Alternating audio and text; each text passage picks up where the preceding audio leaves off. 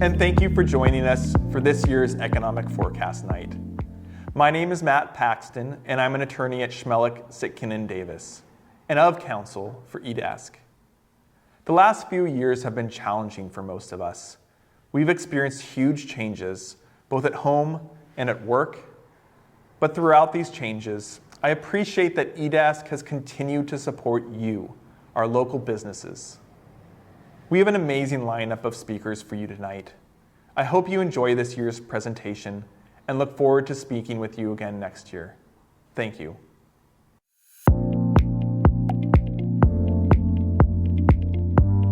Well, hi everyone. My name is Roland King, and I'm a Community Banking Division Manager with Banner Bank. And very excited to be a supporter of this event this evening. We've gone through a lot these last couple of years, and certainly COVID has been a major game changer for many of us in how we do business. And so grateful for EDASC, and they're stepping up to the plate and continuing to offer this economic forecast night, and certainly I'm excited to hear about what we have to learn about this upcoming year. Know that Banner is very supportive of our local community. We are excited and continue to want to be a partner for many of you in this audience. So I wanted to thank you on behalf of Banner Bank, and look forward to having a great night.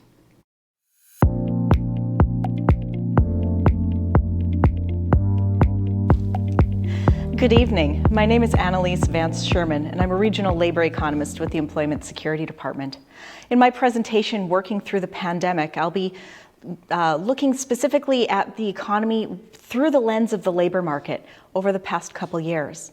But before I dive right into the labor perspective, I want to address economics as a social science. Fundamentally, economics is all about people. It's a social science that addresses decision-making in a constrained environment. Of course, decisions do not occur in vacuums. Culture, social privilege, access to resources, and other conditions shape the decisions that individuals have available to them and affect outcomes for individuals, families, and communities within economic systems. I point this out because we're living in a moment where a lot of risk has been introduced. We're all familiar with this image, the COVID-19 cases in Skagit County, and it's a good reminder that we are still living in an environment that has a great deal of uncertainty that has shaped the economy over the past couple years. 2020 was an unprecedented year for all of us. Many of us quickly adapted to online conferencing as we worked from home. We supervised our children in their online schooling environments across the kitchen table while we handled shifting workloads in makeshift home offices. Of course, it's important to also remember that many people did not have the luxury of working from home. From a labor market perspective, the next 3 slides show what unprecedented looks like in my line of work. So this first slide looks at the unemployment rate going back to 1948, according to the Bureau of Labor Statistics. And what we can see in this image is that the unemployment rate, while it does fluctuate over time, seldom reaches 2 digits. Yet, as of April 2020, the unemployment rate nationally reached 14.7%. Locally in Skagit County, we were higher than that. We reached 19.6% that same month. But I'll also point out another unprecedented phenomenon. Immediately following that increase in the unemployment rate came down very rapidly, and the most recent reading was 3.9%. In Skagit County, it was 4.4%, very similar to what we've been seeing nationally. Another metric that is unprecedented is the unemployment insurance claims. This goes back to 1967, and we can see that this is nothing like what we've ever experienced before. In April alone, April 2020, more than 18 million Americans applied for unemployment insurance. Similar story when we look at Washington State and Skagit County, where in Skagit County we had almost 9,000 claims in April 2020. In the meantime, similar to the unemployment rate, we saw the number of unemployment insurance claims come down rapidly and significantly. And at this point, the numbers are no different than what we saw prior to the pandemic. The most recent reading in Skagit County was 642, for an example. And third, the number of jobs in the US economy. This graph goes back to 1939, and you can see when you look at the graph where the recessions and recoveries occurred. It looks like a gentle wave-like pattern until you reach 2020, which is something completely and utterly different. The drop from February 2020 to April brought the economy back to about where we were in 2013. In Skagit County, we lost 7,600 jobs during that drop, nearly a 14% decrease, bringing us similarly to the state, down state and nation, about 13-14%. Again, I'll also point out 2021, another remarkable year, and we are on track to recover the number of jobs lost in 2022. So 2021 was also a remarkable year. I could, I suppose, just end right there and point out that those 3 slides showed crisis and a rapid recovery, and that's it. But of course, we all know it's a lot more complicated than that. If we recall back to high school physics, we learned Newton's third law of motion. For every action, there's an equal and opposite reaction. And I think in retrospect, it's hardly surprising that the magnitude of disruption presented in 2020 would lead to an unprecedented 2021. So it's not just a story about recovery, but at this point, let's look at what that recovery looks like. Notably, we've been talking and hearing about the question about a labor shortage and what is truly informing that labor shortage. I outline in a few different data points that we have available to us what we're seeing. So first, the labor supply is still constrained. Now, this is really unusual. During most recessions, we see the demand for goods and services decline, and therefore we see the demand for labor decline. But the supply of labor isn't necessarily impacted. This time around with COVID-19, not only was demand for labor impacted, the supply of labor was also impacted for a number of reasons, ranging from individual health concerns, family and community health concerns, challenges with childcare and risk and retirement, a number of different situations that affected individuals and their risk assessment of the situation came into play, and our labor force has not fully returned. Second, unemployment rates are low. Now, unemployment refers to the portion of active job seekers that there are in the labor force. When we have a low unemployment rate, what this signals is that, for the most part, job seekers are successfully connecting with employers. When we're in this 3 to 4% range, that's the story that's being told. This places workers in a relative position of power. That is, employers are competing with other employers to attract and retain a scarce workforce. Until barriers to workforce entry are removed and the labor force expands, the unemployment rate will likely remain low. What this means for employers is that they are facing the challenges of ramping up their workforce after a recession without the benefit of a high unemployment rate. Job openings are much higher than usual. We are seeing this locally as well as nationally. We know part of this is just the result of physics. We had that steep drop in the number of jobs, and now employers are making up lost ground. We've got a tremendous amount of demand for goods and services, resulting in high demand for labor. There's an unprecedented number of job openings in today's economy. Layoff activity is lower than usual. For the most part, I suppose layoffs have already occurred, but we are seeing that most employers are not actively laying off the workforce that they currently have.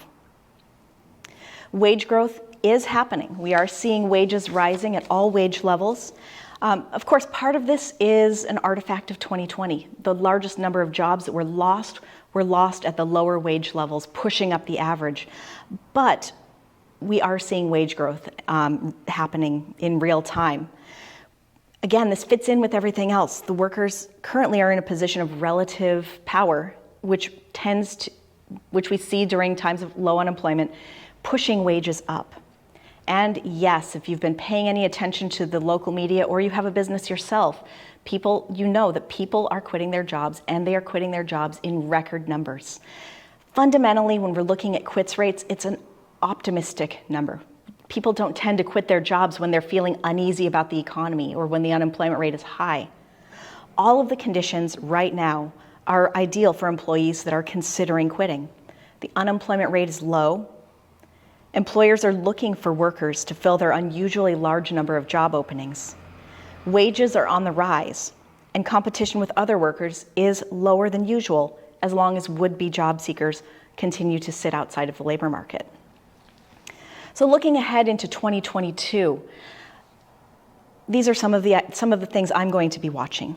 First, it's important to acknowledge the pandemic is still with us, and I don't want to lose sight of the disruptive potential and uncertainty that remains. We are on track to recover the number of jobs that were lost in the pandemic. The Economic and Revenue Forecast Council expects that to happen this year and for the unemployment rate to remain low. Labor force participation may continue to be a challenge. We've been seeing labor force participation declining since the 1990s. So the long-term trend is one of declining labor force participation, amplified by conditions brought on by the pandemic. However, if we look at some of the other indicators, we do know that a lot of recovery is happening. I'm hopeful for an inclusive recovery. And finally, technology. Technology has changed and will continue to shape the workforce as we move forward. The nature and expectations have also shifted along with technology, with the ability to work from home, and most industries have been impacted one way or another, including shifting to online services and curbside delivery. A lot of different technological changes have happened and will continue to change. Technology could slow job growth for some types of work. This isn't a new thing, but it's also going to open up opportunities for many. One of the challenges that we're going to need to confront is how to ensure that this does not create large barriers to employment for a lot of people who were left out. In closing, the labor market is in the midst of the largest disruption most of us have ever experienced. A number of different factors weave together to reveal nuanced situations that are challenging and present a lot of opportunities.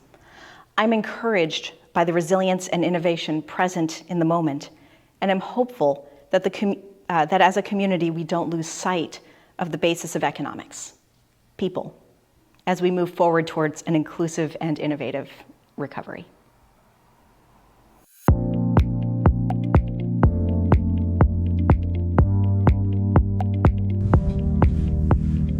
Hello, good evening. It is great to be with you tonight. Thank you for the opportunity to participate in Economic Forecast Night. I will share some insights for inclusive economic recovery for our region post-pandemic. As we begin to think about ways in which we can continue to speed up economic recovery, we should think about who has been impacted the most and how we can help those who are struggling to recover post-pandemic. Economists tend to look at patterns in the data and describe economic activity. And so during recessions, we tend to give, or we have a habit of giving the path of recovery a letter. And so earlier in the pandemic, we talked about, we were thinking that maybe this pandemic or the recovery from the pandemic would have a V shape, what we call a V shape. And so a V-shape type of recovery is a recovery in which you have a very fast downturn, but then you have a fast recovery. So a V-shape, you fall and then you rise.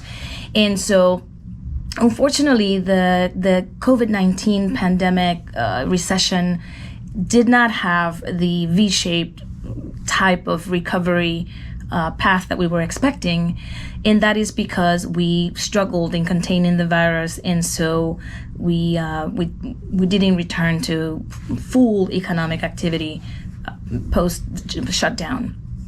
We're now calling this economic recovery a K-shaped type of recovery, and the reason for that is that in this economy, you have some industries and sectors that are recovering faster than others. So you have some sectors that have recovered, like technology and retail and software services. And so, but there are other sectors that are still struggling to recover. And so as you can see in the graph, entertainment, in travel and hospitality and food services, those industries find themselves in the bottom section of the K and are still trying to recover. So they're not fully recovered. And so when it comes to the pandemic, recession, and the impact on people, we actually observe the same sort of K-shaped type of recovery pattern.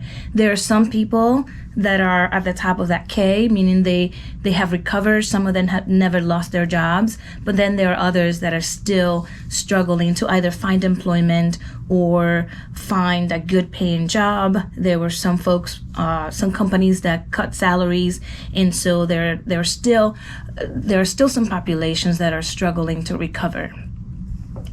The same way a recession impacts industries and sectors differently, recessions, as I just mentioned, will impact people differently. The 2008-2009 financial crisis was called a man-cession because men accounted for about 78% of the job losses during the financial crisis. And so they were impacted disproportionately as compared to women. The data I will show you tonight will indicate that this pandemic recession has been a she-cession because women tend to be part of those industries. When you look at the data, we notice that women tend to be part of the industries that were affected the most during the peak of the pandemic. And so a lot of the impacts will, in this pandemic, disproportionately affected and have affected women. This is especially the case for minority workers who find themselves at the bottom of the K-shaped type of recovery. The reason women and minorities find themselves at the bottom of the K recovery is that inequalities in pay, education, and income existed prior to the pandemic. So when you have populations that are in the lower part of the income quintile, you will notice that when a pandemic hits and there are massive layoffs and shutdowns, that these populations are going to be affected negatively the most. In looking at the data and tracing some of these impacts of the pandemic, we look at the labor force participation rate, and this is a metric that has gotten a lot of attention. In this graph, we see the labor force participation rate, which is going to measure the percent of the population that participates in the labor force.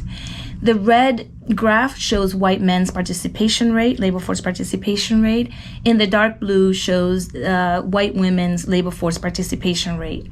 The green lines will show the participation rate of African American women, and the purple graph shows the labor force participation rate for Hispanics. As you can see, given that women's labor force participation rate was lower than men prior to the pandemic, the labor force participation rate for women declined even further during the pandemic in 2020, and that continues to be the case today. School closures and daycare closures were some of the main reasons why many women dropped out of the labor force. Unfortunately, although the labor force participation rate of women has improved, it is still below the pre-pandemic level at 56.8% as of January 2022, versus almost 58% in February 2020 prior to the shutdown. The current participation rate, just to get some perspective, is actually, when you look at the data, the current participation rate for women, labor force participation rate for women, is the same as it was in 1988. So we have definitely digressed, and many women have dropped out of the labor force. When we look at the unemployment rate by race, we can see the harsher impact on African Americans and Hispanics, workers of a minority group. So overall, the unemployment rate as of January 2022 is 4%. And for that same period, the unemployment rate for white women is 3.1%. But when we look at the unemployment rate for African American women, that is 6.1%, and the unemployment rate for Hispanic women is at 5.3%. So as you can see, compared Black and Hispanic women, women's unemployment rate to white women's unemployment rate, minorities face higher unemployment than white workers. In terms of looking at the pre-pandemic and post-pandemic incomes, when we look at real median household income by race, we see the same disparity. We see that prior to the pandemic, Blacks and Hispanics had the lowest income, and this is still the case today.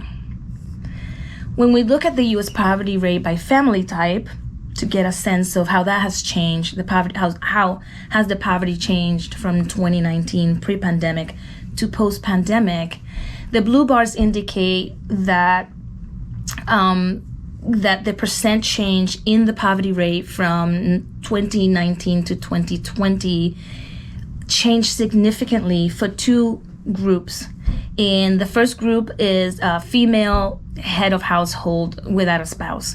So for females head of household without a spouse, the poverty rate from 2019 to 2020 increased by 1.2%. And also the poverty rate for children under the age of 6 increased from 2019 to 2020 by 1.8%. And so you see that these two vulnerable groups, females, head of household without a spouse, and children, young children, were impacted the most by the pandemic. So going from a national recovery landscape to Washington State, in Washington State, when we look at the data, we see that same K-shaped type of recovery path that we see at the national level. We see that some industries have recovered in Washington State, but others have struggled to recover. And in this case, accommodations like hospitality and food services industries are still recovering the slowest from the pandemic. They're recovering, but at a much slower rate than other industries. When we look at the data for Washington State and we break up jobs by county, industry, and by sex, we observe that industries that were impacted the most by the pandemic are also the same industries that employ the most women. And so the two largest industries that employ women are educational services and healthcare and social assistance services. As you can see with schools going virtual, that the education services, those were impacted significantly by the pandemic, and also sectors like healthcare, frontline workers, a lot of them are women, and social assistance services. So it is no surprise that this pandemic, when we look at the data, both statistically and anecdotally, we see that this pandemic recession has been a she session rather than a man session, like the financial crisis of 2008, 2009. So given the disparity in impacts, and given that not everyone is recovering as in the same way, when we think about inclusive economic recovery or inclusive economic growth post-pandemic, we need to think about ways in which we can make policies that are inclusive, and that we can grow in inclusive ways. And so an inclusive economy and policy means that we are taking into account equitable policies. So what does it mean to be equitable? Well, one way that we can be equitable is that we have upward mobility for all, so that you don't get that K-shape where some are recovering and moving forward and others are stuck at the bottom. An inclusive economy is an economy that's participatory. What that means is that everyone participate in markets such as the labor markets. So how do we re-engage women in the labor markets? How do we engage small businesses that many of them were forced to shut down during the pandemic? How do we re-engage small businesses back into the economy? And how do we engage all consumers in the economy? Another way we can be inclusive in the way we recover from the pandemic is to continue to grow and to continue to increase jobs, and not just jobs, but good jobs, so that people can thrive. Another way we can be inclusive in the way we recover is by being sustainable. And what that means is how we can continue to increase social and economic well-being over time. And so paying attention to not only profits, but also economic and social well-being. Another way that we can move forward in a way that's inclusive and thoughtful about those who were impacted the most is to remain stable, to remain growing, so that everyone, not just a few people, can continue to invest in their future. And so in terms of looking back at the pandemic recession and thinking about ways we can become a better society, a better economy post-pandemic, thinking about this in an inclusive manner will get us there. Thank you for your time.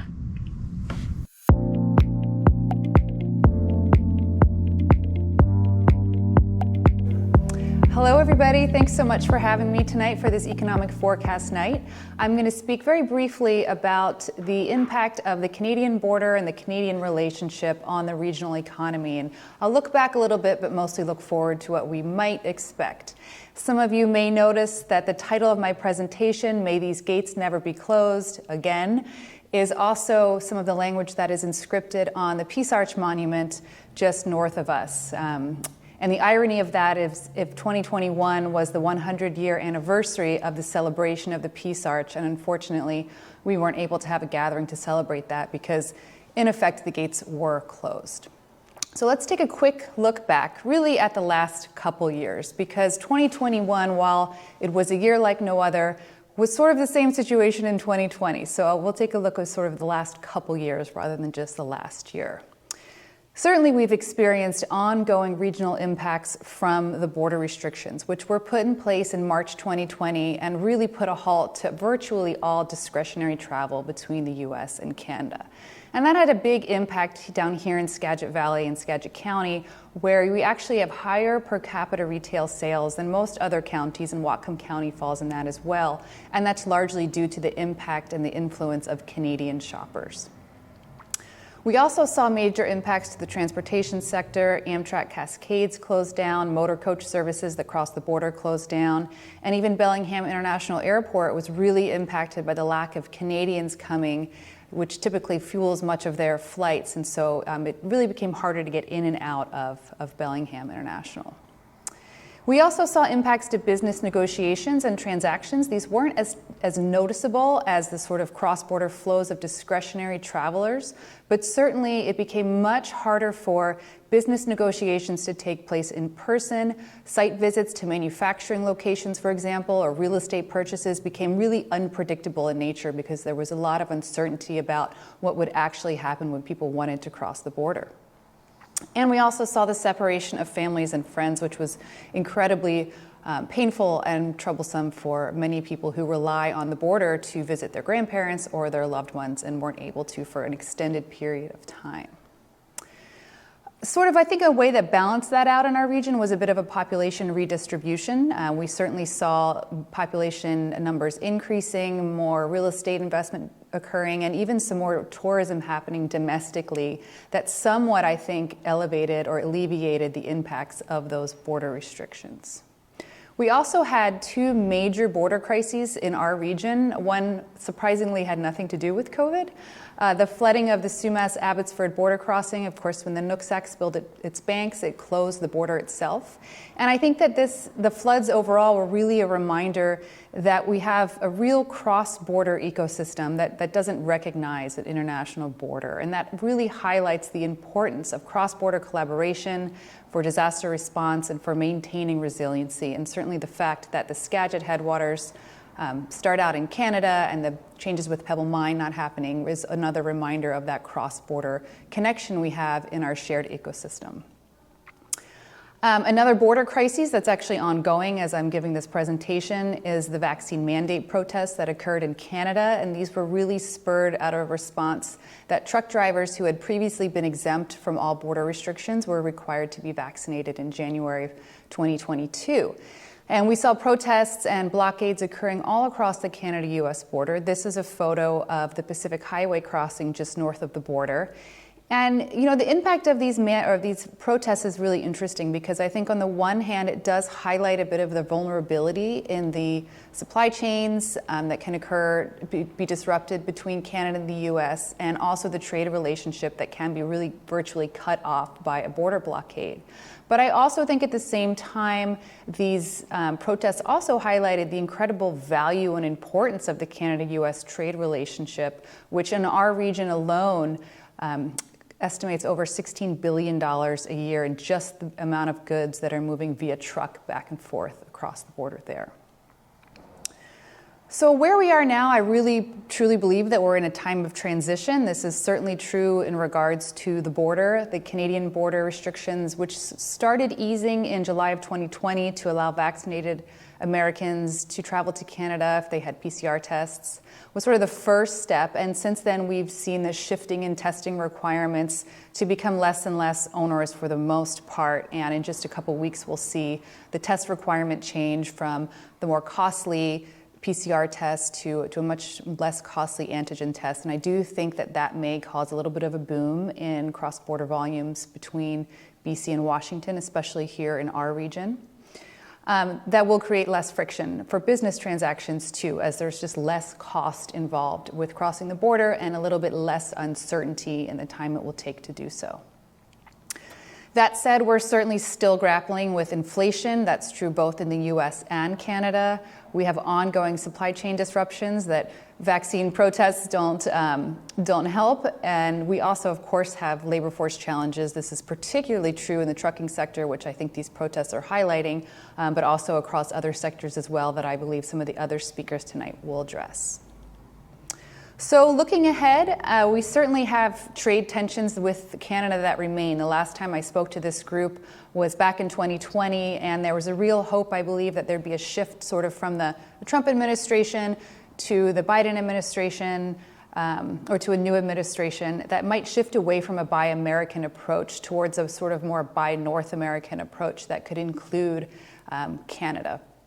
And that has not happened with the Biden administration. They've sort of stuck to this Buy America platform, which could be quite harmful for the Canada-US trade relationship. We've luckily concluded the NAFTA negotiations, and we now have the USMCA, but there are some dispute resolutions that are coming up under that agreement, specifically in regards to the dairy sector that could, again, sort of disrupt the Canada-US trade relationship. Looking at long-term border recovery, certainly the Canada-US collaboration on the border right now is incredibly weak, perhaps more weak than it's been in any time in recent memory.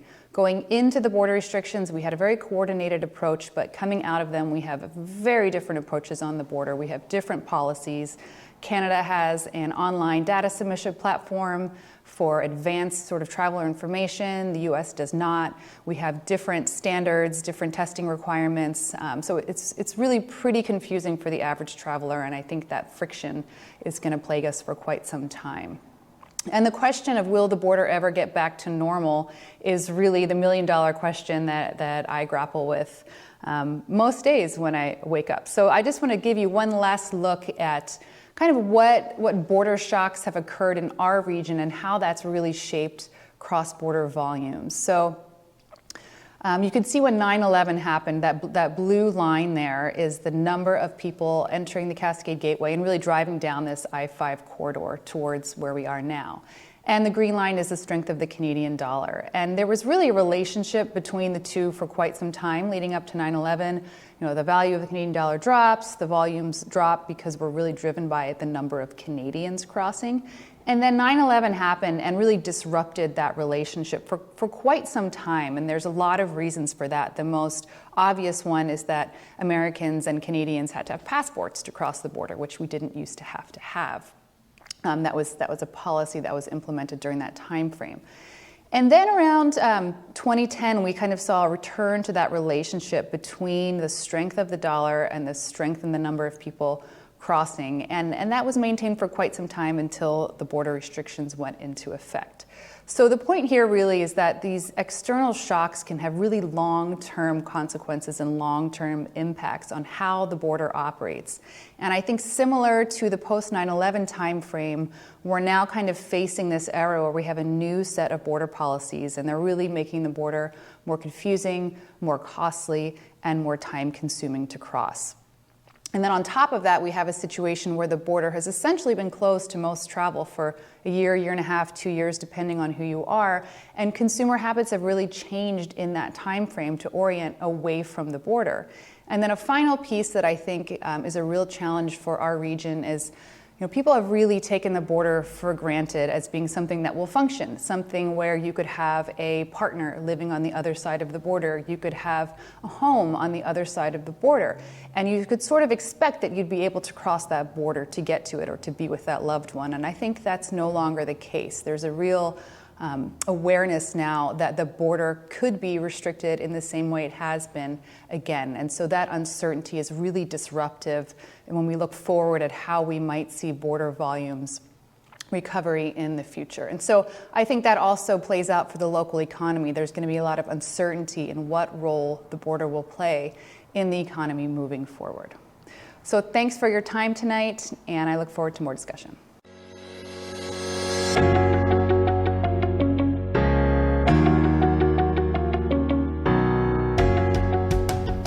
Hello, everyone. I'm Lisa Brown, Director of the Washington State Department of Commerce. Thank you to the Economic Development Alliance of Skagit County for putting together this innovative program this evening. Happy to share a few thoughts with you about where we've been and where we're headed, especially from the Department of Commerce perspective. First, just a little bit about us. We have a short name, Commerce, but a wide portfolio of activities that we engage in. Of course, we do the things you would associate with the Department of Commerce, support for small businesses, and activity to support our economy and to grow different sectors of the economy. But we also have a local government infrastructure division that's going to be fairly busy this year, especially with federal infrastructure funding coming in. We have a housing division that works in partnership with local governments and nonprofits to add new affordable units to housing, which we know is desperately needed in Washington State, and which also administers homelessness funds and emergency rent assistance during the pandemic. We also have an energy division, and we support Governor Inslee and the legislature in the work that they're doing for a clean energy transition. And we also have community services, and that's a number of different programs from Office of Crime Victims Advocacy to low-income energy assistance. So as you can imagine, we've been pretty busy during the pandemic. I'm going to spend just a couple of minutes telling you what you already know, which is where we've been, and then turning our attention to what Commerce is going to be focusing on for this next period of time as we move into recovery and what we hope is a more sustainable and equitable recovery. So let's just start with a quick snapshot of where we were. The first year of the pandemic, of course, was, well, the bottom dropped out of everything in those first few months, and employment and business income dropped dramatically. And then it slowly started to rise, and what I think is pretty clear is that the impact has continued to be different from sector to sector. So some sectors, like restaurants and hospitality, personal services, have continued to have a rough time for the entire 2 years, whereas in Washington State, we've had significant growth in other sectors, life sciences and global health, of course, as well as tech and logistics, as more people began turning to buying things online. In our dashboard, we also wanted to show the human impact of the pandemic. And so, for example, we tracked what was happening to people qualifying for food benefits. And of course, the line went in the opposite direction, dramatically up across the state, and then started to slowly go down. One thing that's important to keep in mind is that our economy varies dramatically from county to county. And this is nowhere is this shown better than when it comes to the percentage of people qualifying for food assistance. Even now, high percentages of people in some counties in Washington state are qualifying for food assistance. So we know that we still have a ways to go for economic recovery to be complete.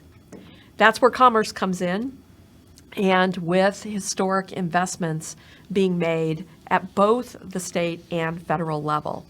Let me dig into a couple of the key areas in which commerce has been engaged. And thank you to our partners like the Economic Development Alliance who have helped us as we have navigated distributing several rounds of Working Washington Business Assistance grants. Let me just say that the assistance provided by the federal PPP program was much larger in terms of its overall impact on the economy, and those individual payments, especially through unemployment benefits and payments to people who traditionally would not have received unemployment benefits, was really significant.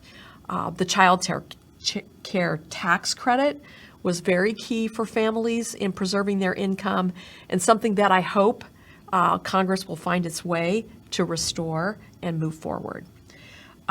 You can see that our Working Washington grants got bigger and bigger as time went on, and we've also attempted to break them down by sector. And we actually have some data on the grants received in Skagit County as well, and you can see that it tracks fairly closely with some of the hardest hit sectors, with more than half the grants going to those in the hospitality sector. Two other key areas that support the economy are broadband and housing. So let me say a little bit about those. Housing assistance, as we all know, is key. It's a crisis in Washington state during this period of time. According to at least one report that the Lieutenant Governor put out, we are actually at the bottom in the country in terms of housing units per households.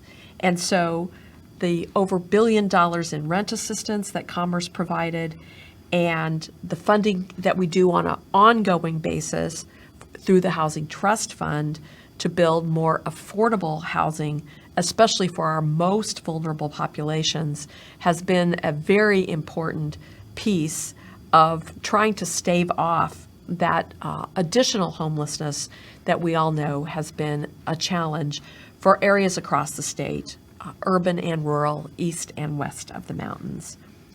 Broadband is a great story. We knew already that there was a digital divide and that having high-speed quality internet is the key to education, balancing work and family needs, healthcare, being able to run a small business out of your home in any part of Washington state. So the legislature passed some very ambitious goals, and we want nothing less than high-speed, quality, affordable broadband for every household and business in Washington state during this decade.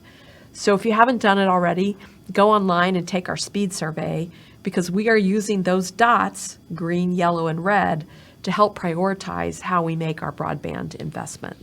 Looking ahead, Commerce wants to focus on three key areas: small business support, equity in economic recovery, and support for innovative new sectors of the economy. In the small business support arena, we have multiple partners: Small Business Development Center, micro enterprise organizations, and we've actually helped create a network of nonprofit organizations that were already out there, particularly serving small businesses and entrepreneurs in historically underserved communities. We're very proud of this Small Business Resiliency Network that is now receiving funding from the state legislature in order to do that type of outreach that really meets a business or entrepreneur where they are in their community. And you can see some of these organizations that are all over the state, and we are expanding that network with new funds from the legislature. The Small Business Flex Fund took state funds, attracted private capital, and now loans are available for businesses that might have traditionally not had the credit that enabled them to get the financing they needed. We're particularly happy that the Small Business Flex Fund is working across the state with women-owned or minority-owned small businesses, and these are very generous terms, so we would encourage you to check it out or let other businesses know about it.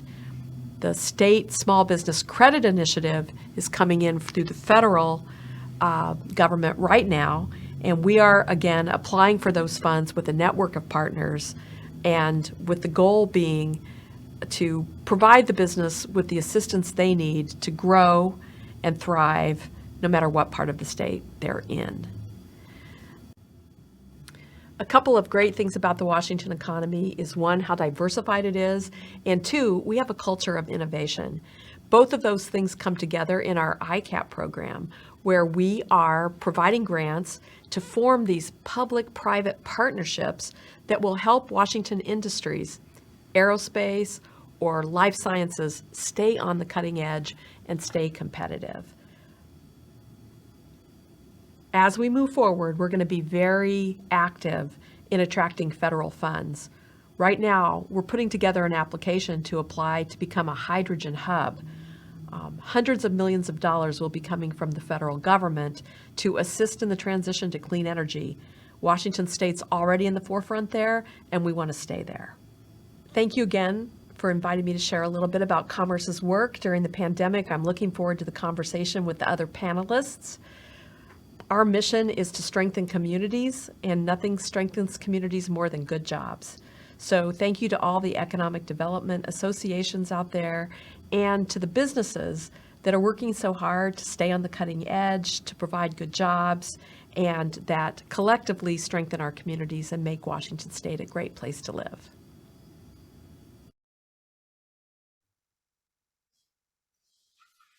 All right.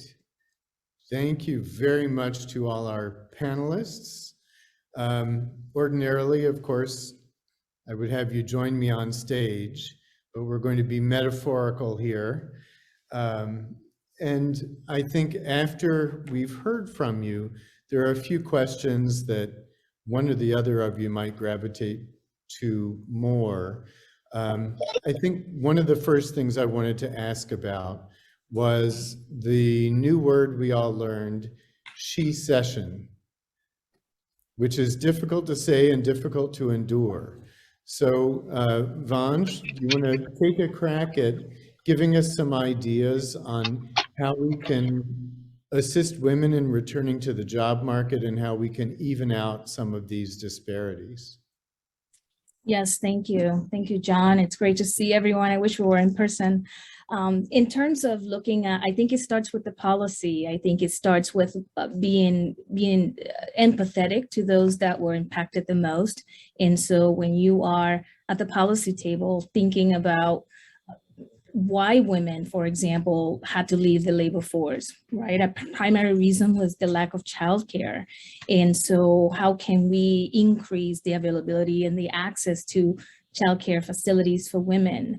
Another reason they left the labor force is the inflexibility of work schedules. And so how can we think about making work schedules more flexible so that they can maybe work from home, right, a portion of their time, so maybe some hybrid models. And we're starting to see companies catching on to this.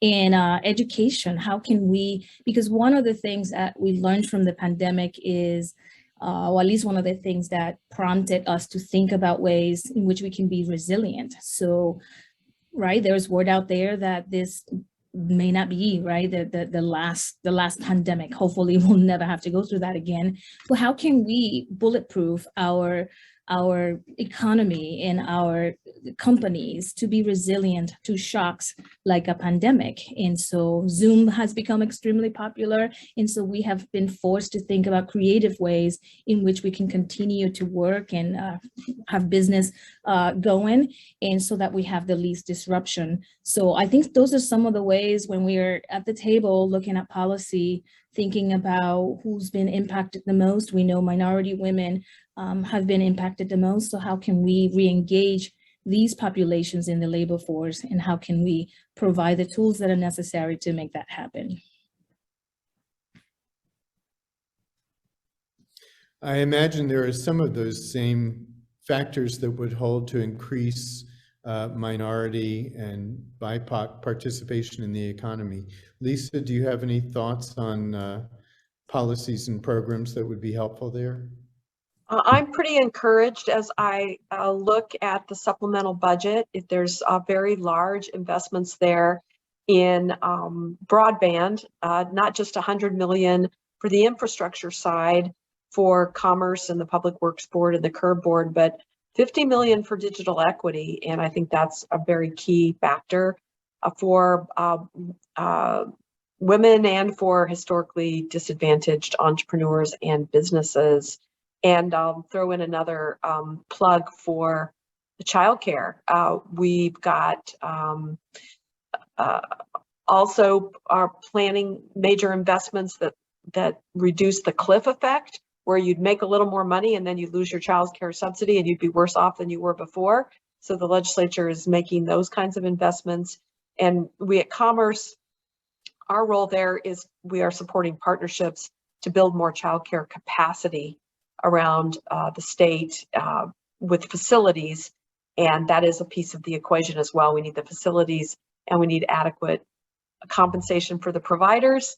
And then parents can have more safe, quality places for their children. That's great, thank you. Anneliese, I'm gonna pick on you next. There was something I noticed in the charts about different industry sectors rebounding or not rebounding in employment. And two of them that I thought were a little surprising that have completely not rebounded in employment were manufacturing and government. Can you talk a little bit about that, why that might be and what you think might be happening? Sure. So when we're talking about government as well as manufacturing, well, in fact, any of these, I'll say two-digit sectors, but really broad sectors, is to acknowledge all of the diversity beneath the surface. When we're talking about government, a lot of the challenges that we've faced when we're looking at that rebound, a lot of that is rooted in education. When we think about government, think public education, both at the state and local levels. And really that's where a lot of the challenges have been. But another thing about government is we tend to be countercyclical. And I'll just use my own agency as an example. When we have a flood of unemployment insurance claims coming in, we need to hire people to take care of those claims. And then once we're through that, then we have layoffs. So we tend to run counter-cyclical to a lot of other businesses. And so government, the funding mechanisms run a little bit counter. Looking at manufacturing, of course, especially here in Skagit County, we know we're right next to Snohomish County. We know that there's a lot of aerospace. In fact, in the introduction, we heard about a couple investments in aerospace in Skagit County. Aerospace has some very complex supply chains and has been impacted to a very large extent for reasons both related to the pandemic and unrelated to the pandemic. Think about travel restrictions worldwide and domestic. The aerospace industry has been hit very hard, and so we've seen kind of a delay in the impact to manufacturing.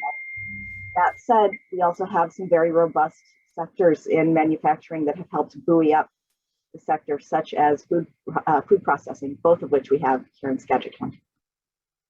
Good. All right, let's go international. And I think this is a question that's been weighing heavily on all of us. And I'll look to Laurie. What economic impacts do you think we'll see, and what supply chain impacts do you think we'll see, in addition to what we already have, from the war in Ukraine? Thanks, John. I should add, when we recorded, or at least when I recorded my comments, this hadn't happened yet. This was not, it was sort of on the radar, but it wasn't front and center. And I think the answer to that really varies on, or depends on, what the U.S. level of involvement is. That's still very unclear as to how involved we are going to be. I think we're in a very vulnerable time right now, and I think we'll kind of get into questions about interest rates and inflation later. But we're coming out of this pandemic, and consumer demand is high, and then we have this global price shock with oil. And I think for the best economists in the room, it's a lot of variables to sort of figure out what's going to interact with what and what the result is going to be.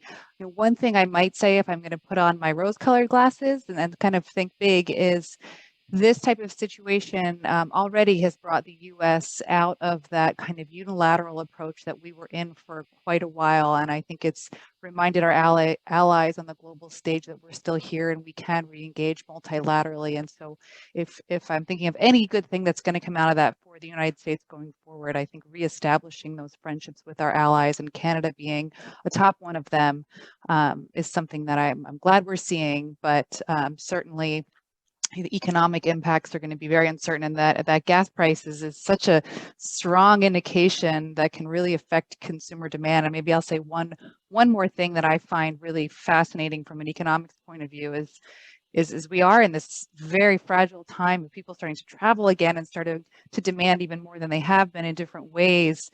Hitting up against that increased cost of travel is a very interesting situation. Yeah, that's right. We sort of foreshadowed the next thing I wanted to ask about, and that's monetary policy. And I'll leave this to anybody who wants to address it. But what do you think is the genesis of the inflation we're seeing? Certainly part of it is energy prices, and those started to go up before the war in Ukraine, so that can't explain all of it. What do you think is the genesis of the inflation we've seen?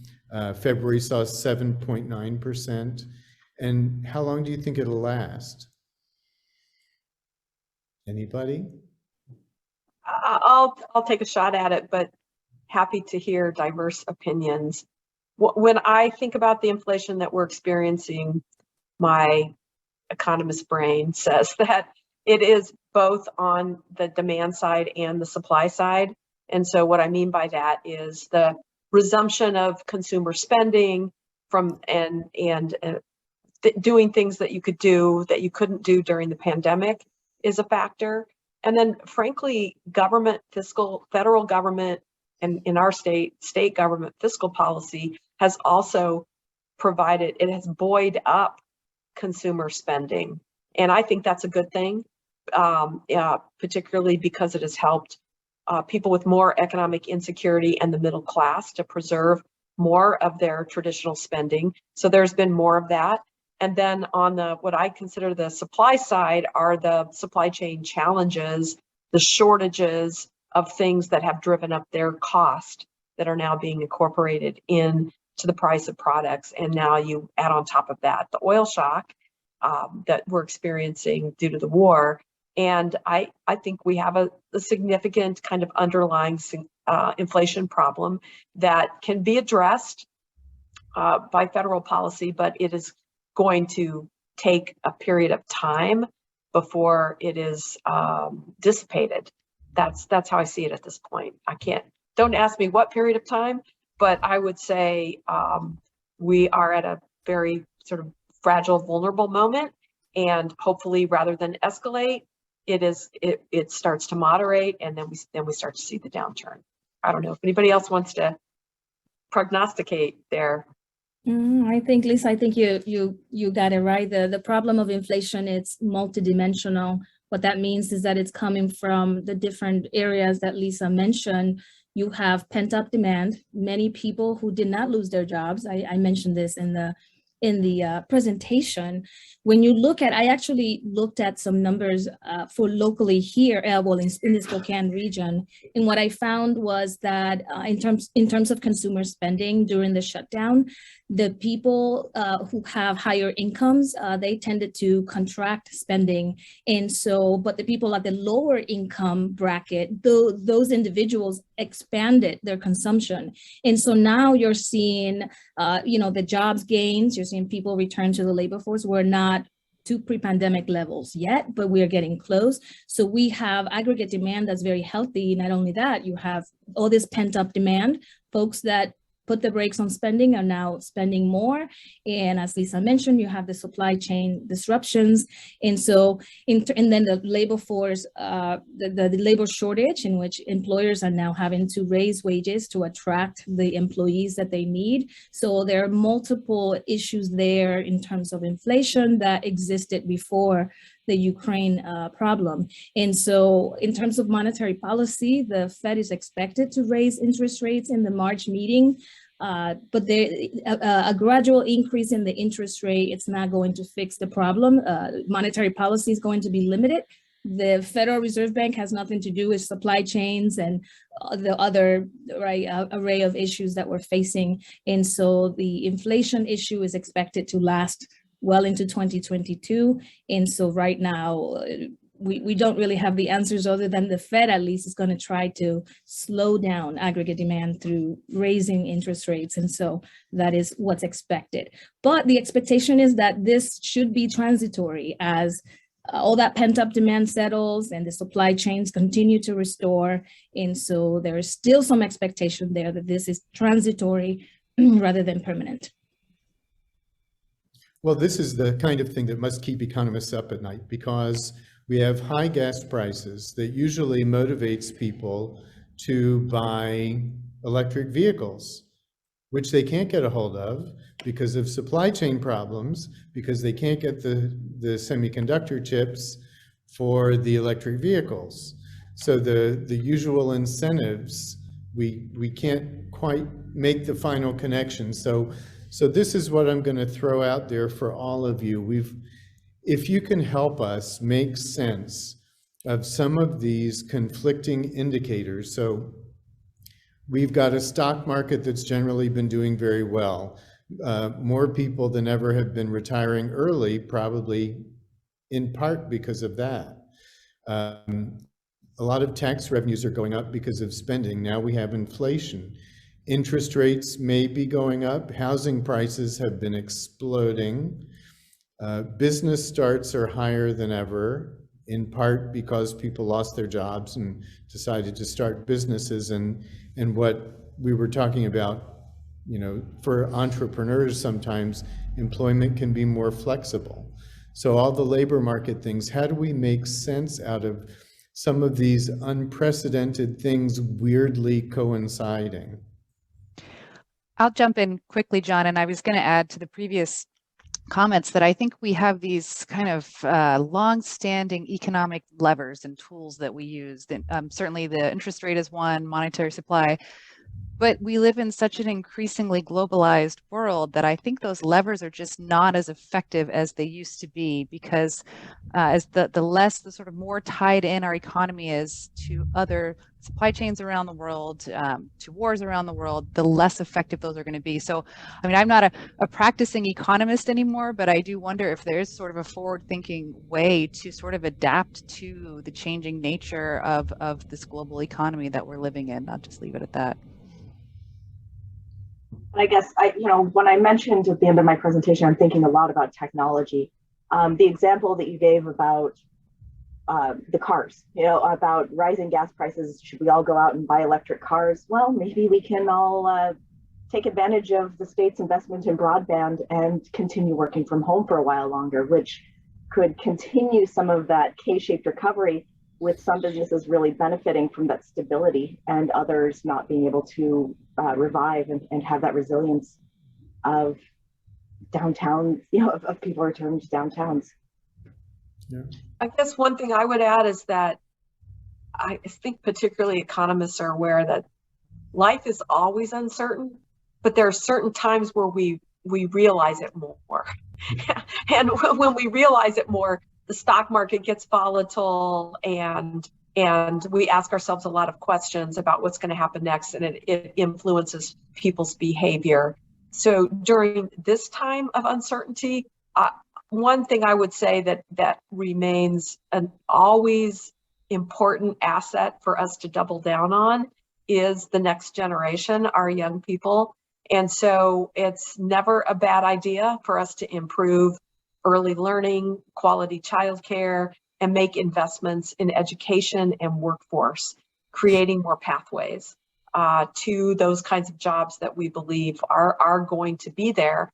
And we want people from Washington to be qualified for them, so that we're not just importing people from other states to take those jobs. So if anything, my policy prescription at the local and state level is let's double down on how we think about workforce development and how we match people to job opportunities. Great.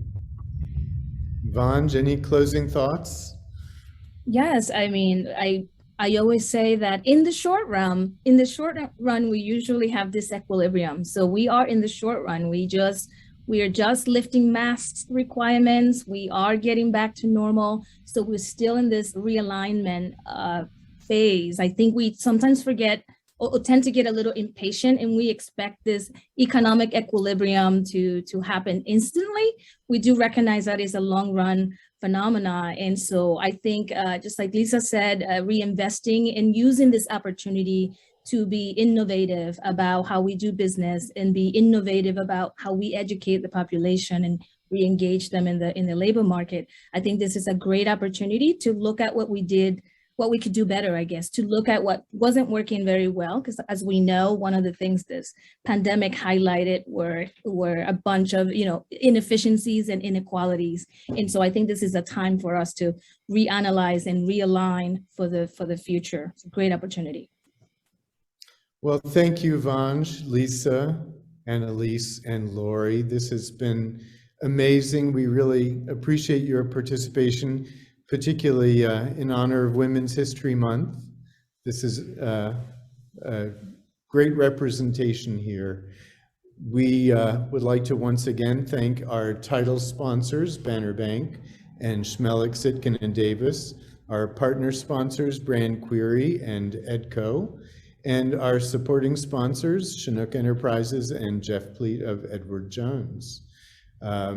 Thank you also to the entire EDASC team, the staff, the board of directors, and all of our EDASC investors for your work all year round, and especially to Aaron Weinberg for his hard work on putting all this together. We are hoping that next year we can all toast together, maybe with something other than water, and do this in person. I also want to thank John Bowie from Transmedia Vision, who makes the magic behind the screen happen.